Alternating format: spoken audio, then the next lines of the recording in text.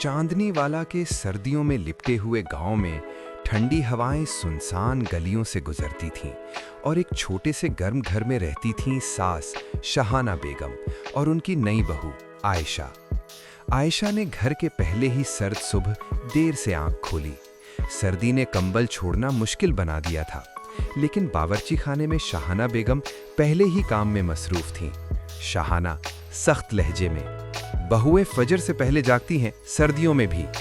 आयशा ने नजरें झुका ली, शर्मिंदा।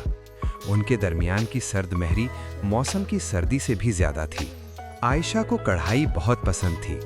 हर सर्द दोपहर वो बरामदे में बैठकर खूबसूरत नक्शो निगार बनाती रहती।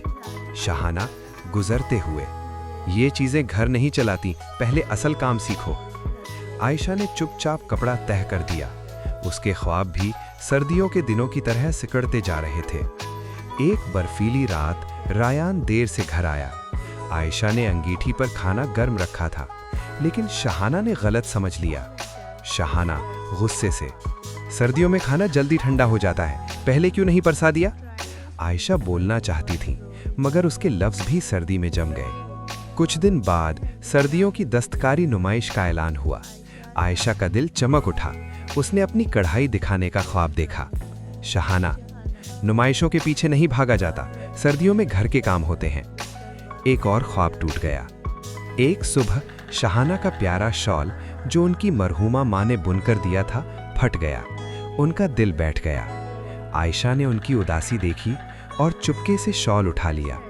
हर सर्द रात एक छोटे तेल के चिराग के नीचे वो मोहब्बत और सब्र से उसे ठीक करती रही। नुमाइश वाली सुबह शहाना अपने कमरे में दाखिल हुई और ठिठक गईं। शॉल उनके बिस्तर पर बड़ी नफासत से रखा हुआ था, पहले से भी ज्यादा खूबसूरत। साथ एक पर्ची थी, कुछ गर्मजोशियां कभी मध्यम नहीं होती अम्मा। शहाना की आंखों में नमी भर गई। ये आंसू सर्दी के नहीं, मोहब्बत के थे। पहली बार शहाना मुस्कुराकर आयशा की तरफ आईं। शहाना नरमी से, अपना गर्म शॉल ओढ़ो, हम नुमाइश पर जा रहे हैं। आयशा का दिल सर्दियों की धूप से भी ज्यादा गर्म हो गया। नुमाइश बहुत कामयाब रही।